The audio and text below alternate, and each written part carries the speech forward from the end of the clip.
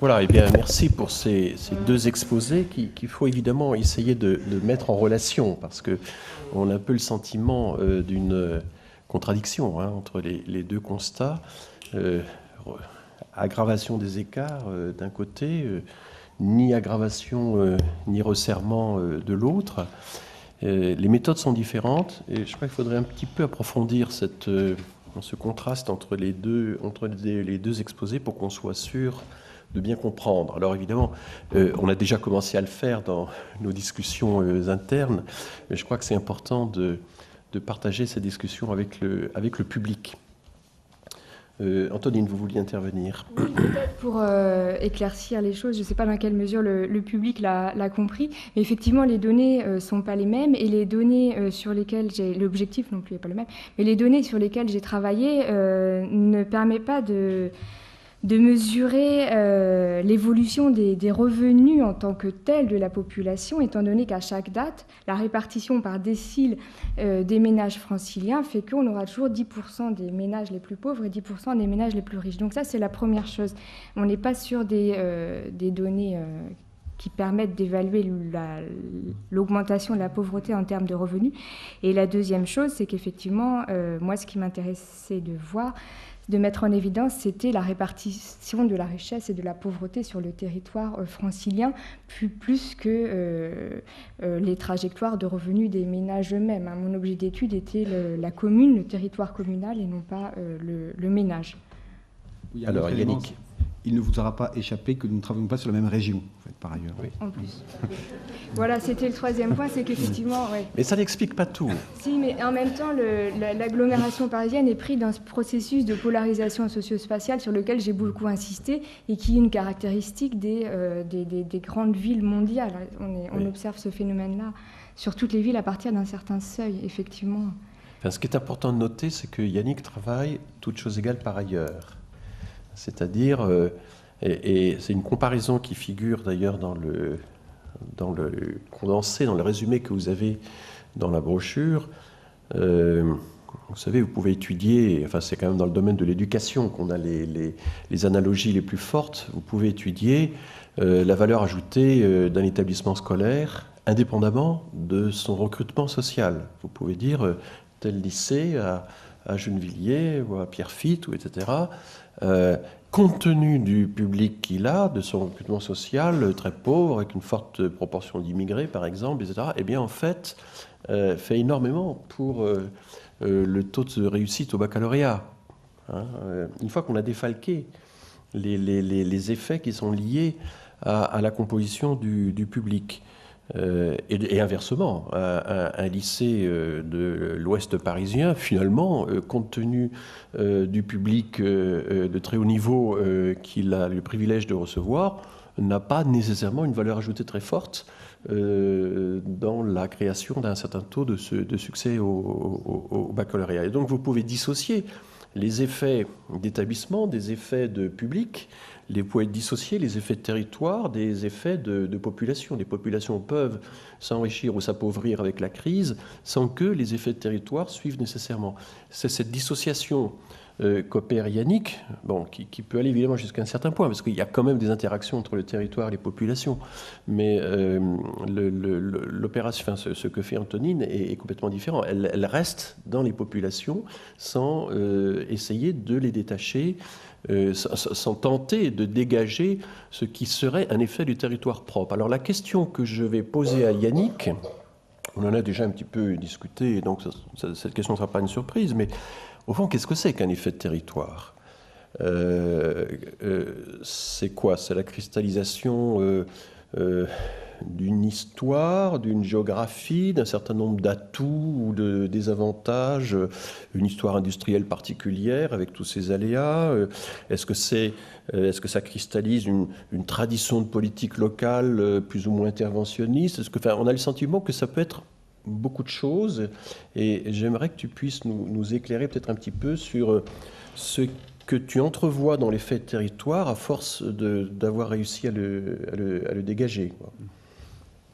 Oui, effectivement. Donc, Nous, on a été un peu surpris par les résultats parce qu'on a toujours des a priori, même si le but, bien sûr, c'est de se défaire des prénotions et préjugés qu'on peut avoir. Mais on attendait plutôt le fait que la crise aurait élargi les fractures spatiales. Et on a été impressionné de constater que, en fait, non, fondamentalement, avant-après, les disparités locales étaient toujours aussi fortes.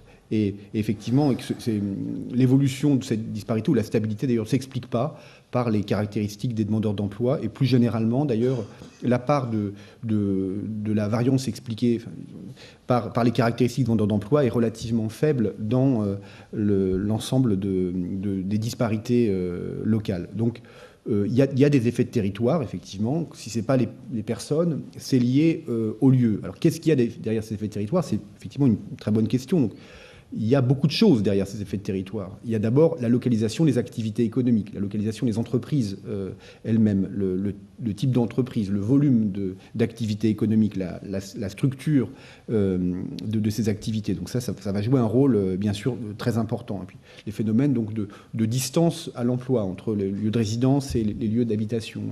Ça va jouer aussi un rôle important. Il peut y avoir aussi des politiques locales. Il peut y avoir aussi des réputations de territoire, des réputations de quartier, par exemple.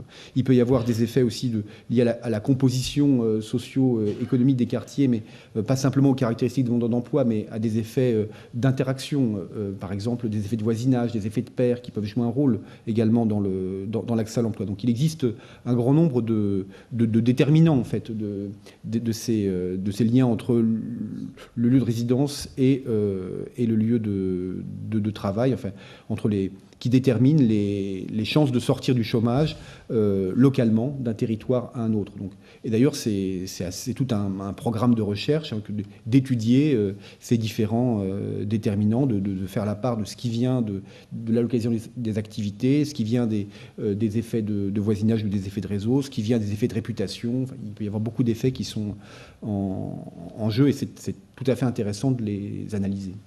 Parfait. Eh bien, je propose d'ouvrir le questionnement à la salle. Oui, Fabien de Sage. Non, parce que nous enregistrons, Fabien, et alors on veut garder ça, on veut archiver tout ça. Merci, oui. Je me permets de prendre la parole, même si je fais partie de la cohorte, parce qu'effectivement, étant au Canada, je n'ai pas pu participer aux échanges, et je le regrette en tout cas là-dessus. Je me demandais, en fait, en vous écoutant, une différence aussi, c'est que vous évaluez pas, en fait, ce que c'est que la richesse du territoire à l'aune des mêmes indicateurs, parce qu'effectivement, tu travailles plutôt sur les revenus, et Yannick travaille sur le retour à l'emploi. Alors d'ailleurs, est-ce que le retour à l'emploi est un indicateur qui permet d'évaluer en fait l'évolution plutôt de l'ordre de la richesse ou des disparités entre territoires, sachant que notamment, il me semble que ça laisse dans l'ombre l'évolution de ce qu'est l'emploi lui-même, c'est-à-dire finalement notamment la précarisation relative de l'emploi dans certains territoires. Donc le retour à l'emploi, on peut imaginer que le type d'emploi concerné par le retour à l'emploi peut varier sensiblement, et donc peut-être que c'est une des variables aveugles qui permet de comprendre d'ailleurs que le retour à l'emploi ne signifie pas forcément que les territoires évoluent de la même manière du point de vue des revenus des ménages. D'ailleurs, juste pour abonder dans votre sens, le fait que toute la partie alpine représente un taux de sortie du chômage vraiment très très fort, enfin, et tu le soulignes, tu l'évoques à un moment dans ton texte complet, est lié à l'existence d'emplois saisonniers, liés au tourisme, etc. Donc c'est effectivement le type d'emploi doit intervenir pour faire remonter les taux de sortie d'emploi. Oui. D'ailleurs, c'est la question, tu parles du retour à l'emploi, mais est-ce que vous avez travaillé sur les ressorties de l'emploi? Parce que là aussi, finalement, en fait, ce que pourraient montrer ces indicateurs, je pense notamment à la première carte, c'est la variabilité de la flexibilité du marché de l'emploi.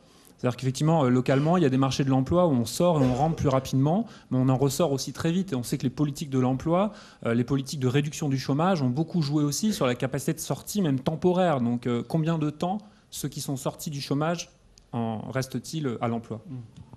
Donc, ça, c'est les choses qu'on regarde, qu'on a déjà regardées. Les données de Pôle emploi permettent effectivement de distinguer selon la durée de la sortie, on peut contrôler effectivement s'il n'y a pas eu un retour au chômage rapide, donc contrôler de la récurrence, et on peut distinguer les sorties, toutes les sorties des sorties durables. On peut distinguer aussi, le problème c'est que les sorties, on n'est pas sûr que ce soit des reprises d'emploi. C'est les sorties des listes, et dans le fichier de Pôle emploi, il y a des reprises d'emploi déclarées. Mais toutes les reprises d'emploi ne sont pas déclarées, et toutes les sorties des listes ne correspondent pas à des reprises d'emploi. Donc, pour bien faire dans ces cas-là, et c'est ce qu'il faut faire avec des sources administratives, il faut multiplier les indicateurs. Donc on va par exemple cartographier ou faire toutes les analyses statistiques sur tous les indicateurs, en prenant par exemple les sorties des listes durables, les reprises d'emploi déclarées durables, les sorties des listes et les reprises d'emploi déclarées. Et en faisant ce type d'analyse, en répétant, on peut effectivement identifier ce qui, dans les structures patiales, vient de tel ou tel aspect, ce qui est, et donc distinguer ce qui vient, par exemple, de la précarité ou de la récurrence, et ce qui vient de problèmes peut-être plus structurels. Une autre chose, moi je trouve vraiment pertinent de combiner des indicateurs de stock et des indicateurs de flux, parce qu'effectivement le flux, je peux avoir une sortie rapide, mais en fait ça peut concerner très peu de demandeurs d'emploi, et puis un indicateur de flux tout seul ne permet pas de qualifier un marché du travail. Par contre, je pense qu'on peut dire la même chose d'un taux de chômage. Un taux de chômage tout seul ne permet pas de qualifier le dynamisme du marché du travail. Donc il est assez usuel de combiner les deux types d'approches pour qualifier les marchés du travail. Et en tout cas, moi, il me semble vraiment intéressant d'observer le marché du travail quand on s'intéresse aux revenus, parce que la source des revenus, au moins des revenus primaires, elle se forme sur le marché du travail. Donc là où il n'y a pas d'emploi, on a une source de revenus primaires en moins peut-être. Et puis aussi parce qu'on sait que les inégalités socio-économiques, elles ont pour quand même premier déterminant l'accès à l'emploi. C'est-à-dire que le taux de chômage est le premier facteur d'inégalité en France. Donc il est vraiment pertinent de regarder aussi, en tout cas, le marché du travail. Voilà, alors vous imaginez le formidable brassage de données que tout ça suppose. Hein. Alors, il y a plusieurs questions dans la salle.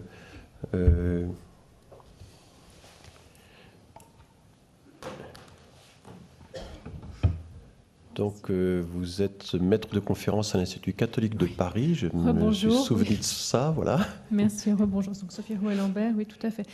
Deux questions, plutôt des questions de précision, mais qui rejoignent la dernière question que vous avez posée. Tout d'abord, sur la première intervention, lorsque vous parlez du départ des classes moyennes, est-ce qu'il s'agit du départ réellement des classes moyennes ou est-ce qu'il s'agit du passage de classe moyenne à plutôt strate de pauvreté, premièrement? Donc plutôt précision par rapport à ça, ou est-ce que c'est un appauvrissement en gros des classes moyennes? Et même question un peu semblable concernant la sortie du chômage, mais j'ai une partie de réponse, je crois, dans ce que vous venez déjà de dire. Est-ce qu'il s'agit d'une sortie du chômage vers l'emploi ou d'une sortie du chômage, vers plutôt le RSA? Et du coup, quid également du non-recours? Voilà, je vous remercie. Et la question que vous posez, elle reste complètement entière. Hein. Les données dont on dispose sont des données en coupe, comme ce qui a été dit ce matin, donc on ne peut pas suivre les trajectoires des ménages. Je pense que les deux, c'est une question qui a été beaucoup abordée sur le terrain. Les deux phénomènes se combinent sur Paris. C'est plutôt l'hypothèse d'un départ des catégories les plus pauvres, ouais. Enfin les catégories intermédiaires. Ouais. Il y avait d'autres questions? Oui.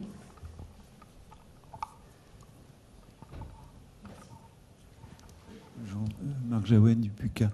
Votre première carte, je parle au deuxième intervenant, votre première carte était vraiment frappante.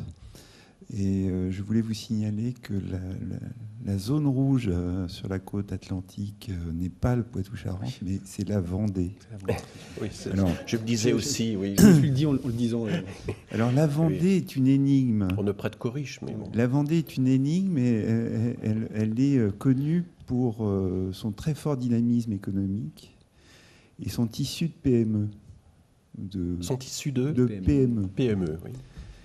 Alors, je suppose que c'est lié. C'est néanmoins surprenant de voir le contraste qu'il y a entre la Vendée, par exemple, et la Loire-Atlantique juste au-dessus, qui est plutôt en bleu.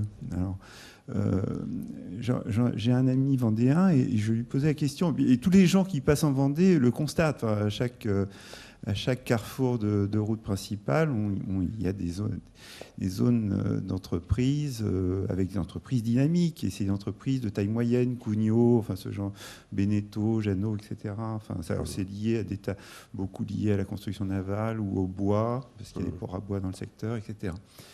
Mais il y a aussi le domaine agricole. Enfin bref, pourquoi en Vendée et pourquoi pas autour? Et j'ai un ami vendéen qui m'a donné la solution. Enfin, en tous les cas, ce qu'il pense être, lui, la solution, c'est simplement le niveau des salaires. Alors, je ne suis pas sûr que... Lui, c'est sa lecture. Hein, le niveau des salaires est très bas en Vendée. Mais ça m'a aussi fait penser à un bouquin d'Emmanuel Todd que j'ai lu récemment. Donc, est-ce que c'est pas là aussi des pistes que vous pourriez, enfin, sur les questions comme ça de lien entre l'économie et la géographie, il doit y avoir des choses de ce type. Enfin, la Vendée est un département suffisamment singulier par son histoire, par sa sociologie, etc., pour se poser la question. Mais il faudrait toujours faire la contre-épreuve de ce genre d'argument. Il faudrait effectivement montrer que pour chaque région à forte personnalité, je sais pas, du genre l'Alsace, il y a aussi ce qui est frappant dans la carte de Yannick. La première, c'est effectivement ces frontières extrêmement abruptes entre des zones, enfin, qui sont dans le centre-ouest aussi. Alors Yannick Donc effectivement, autant de territoires, autant de questions, ce qui donne, disons, ce qui pourrait donner ce qui pourrait conduire à développer un programme d'études et de recherche qui prendrait plusieurs vies de chercheurs, mais on n'en a qu'une. Et donc, on a choisi... Alors, effectivement, il y a une question vendéenne intéressante, mais on a d'abord fait des études descriptives sur toutes les régions. Donc, si vous êtes sur votre moteur de recherche favori, que vous cherchez par exemple sortir du chômage en Corse, ou sortir du chômage en Île-de-France, enfin la région que vous voulez, vous allez tomber sur l'une de nos 22 études régionales, assez descriptives, hein, et d'ailleurs qui présentent des traits communs d'une étude à l'autre, curieusement, et dans lesquelles donc, on essaye d'expliquer les géographies régionales en s'appuyant aussi sur des géographes ou des experts de chaque région, parce que nous, on n'est pas experts de chacune des régions. Et donc, c'est effectivement... Enfin, je pense qu'il y a vraiment beaucoup de choses à faire dans cette dynamique d'intérêt sur le lien territoire-emploi. Et juste avant, il avait été dit... il y avait une question sur est-ce que les sorties sont les sorties vers le RSA? Non, en fait, donc, on ne sait pas si les sorties sont vers l'emploi ou vers l'inactivité. Par contre, le RSA est dans nos bases, dans les bases de Pôle emploi. Donc ça on sait dire. Et la plupart des allocataires du RSA, ceux qui sont dans les parcours emploi en particulier, hein, sont inscrits à Pôle emploi. La quasi-totalité des indicateurs sont inscrits à Pôle emploi. Donc les sorties de Pôle emploi ne correspondent pas à des entrées au RSA ou des sorties du RSA. C'est des choses différentes. Alors j'ai encore plusieurs questions. Françoise Benamou, membre du conseil scientifique de la Fondation, souhaitait poser une question. Ayant le micro, je vais peut-être le conserver. Ah, pardon, mais je vous en prie, oui, c'est logique, allez-y. Bon, Michel Vernière, professeur émérite d'économie à Paris 1. Oui. D'abord, merci pour ces deux études, elles sont passionnantes. 1000 questions à poser. Le débat, on pourrait le prolonger toute l'après-midi. Mais juste deux toutes petites questions. La première, c'est est-ce que vous avez pu, à travers ce que vous avez pu identifier, donner un élément particulièrement fort à ce qu'on évoque parfois, c'est-à-dire les différences de structure, de qualification et de formation de la main-d'œuvre dans les différentes zones, comme très caractéristique du territoire? Et la seconde, est-ce que vous avez pu faire des études alors plus monographiques, ou est-ce que vous en envisagez ou en connaissez, sur les oppositions que vous avez soulignées à juste titre entre deux communes très voisines qui ont des différences de comportement apparemment tout à fait radicales. Et ça renvoie au débat que nous avons depuis des décennies sur cet effet de territoire qui est absolument fondamental à prendre en considération. Et là, je peux que rejoindre ce qui a été dit en disant que les économistes n'y font pas assez attention. Et là, le travail avec les géographes, d'où l'intérêt de votre confrontation, est essentiel. Merci. Donc sur les caractéristiques en termes de la structure des qualifications locales joue un rôle effectivement important. Dans toutes les études qui ont été faites dans la même veine, on trouve effectivement qu'il peut y avoir des problèmes d'inadéquation entre les qualifications des résidents et les qualifications demandées par les entreprises locales. Et même si les résidents... il peut y avoir donc des problèmes de mésappariement local entre la structure des emplois et la structure des qualifications. Donc ça joue effectivement un rôle. Alors le rôle va être différent selon l'échelle dans laquelle on se place et selon aussi les hypothèses qu'on peut faire sur l'horizon de recherche d'emploi, le périmètre de recherche d'emploi de chaque demandeur d'emploi. Donc c'est effectivement quelque chose qui joue et qui est structurant, qui permet d'expliquer pourquoi est-ce qu'on peut avoir ici beaucoup de chômeurs et en même temps beaucoup d'emplois. Enfin, c'est parce qu'il y a des problèmes de mésappariement. Voilà. Françoise ? Oui, alors je ne sais pas si ma question sera pertinente parce que je suis arrivée au milieu du gué, mais je me demandais en écoutant l'exposé de Yannick Lorty, où est la mobilité spatiale ? Parce que la logique, la rationalité quand même du demandeur d'emploi, surtout de longue durée, c'est peut-être d'essayer de se déplacer, si tant est qu'il le puisse. Et d'ailleurs, ma question a un deuxième volet, c'est la lutte contre le chômage. Est-ce qu'elle ne devrait pas passer aussi par la levée des mesures de ce qui peut exister qui freinent la mobilité spatiale, justement. Et là, je pense en comparaison des États-Unis, où on a un marché du travail avec une mobilité spatiale beaucoup plus fluide, beaucoup plus aisée. C'était évoqué dans ta deuxième hypothèse, oui. C'est ça. Enfin, absolument, moi, je partage complètement ce point de vue. La difficulté qui est la nôtre, c'est qu'on ne peut pas aborder ces questions de mobilité avec les données qui sont les nôtres, ou très très mal, en fait. Mais il est clair que la mobilité est l'une des forces de rappel qui permet d'atténuer les disparités en termes de chances de sortir du chômage ici et ailleurs.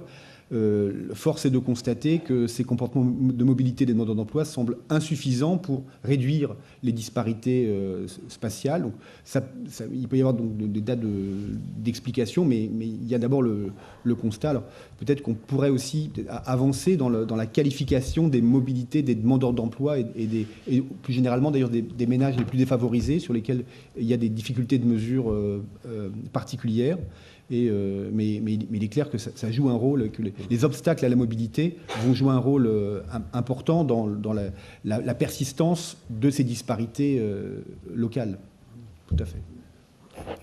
J'avais moi-même une question à Antonine, puisque on voit bien que là, le point de vue du géographe, à la fois vous avez des données quantitatives évidemment très, très précises, vous avez aussi la connaissance du terrain. C'est important de savoir que Yves Gégaud met tel ou tel aspect de la politique en avant à Montereau. Bon, je trouve que c'est utile.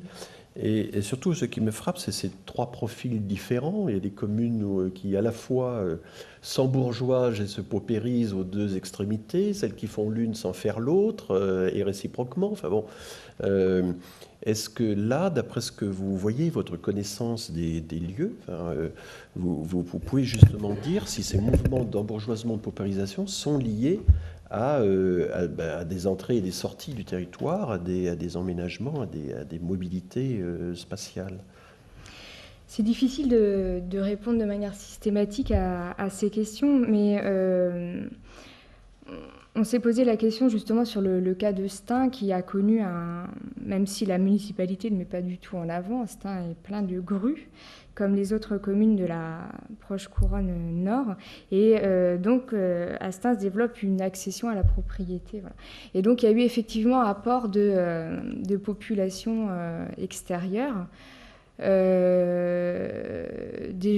D'où viennent ces gens viennent soit de Stein, 25% là pour l'opération Next City sur laquelle je m'étais penchée, sinon de Paris, du reste de la pleine commune, mais effectivement le fait que des Parisiens locataires à Paris deviennent acquéreurs en proche couronne du fait. Voilà. Donc ces mobilités, elles ont... je n'ai pas pu les mesurer sur le plan quantitatif, mais effectivement, on peut faire l'hypothèse de manière raisonnable d'une redistribution des classes moyennes inférieures et qui va dans le sens de la moyennisation de la couronne, etc. Donc oui, effectivement, des mobilités en fait, ces catégories. Ça rejoint tout à fait le thème du début de l'après-midi, puisque c'est tout à fait de cela qu'il sera question. Dans la série Sortir du colloque pour aller déjeuner, je vous propose maintenant de mettre fin à la discussion et de nous retrouver dans la pièce d'à côté pour la pause déjeuner. Merci.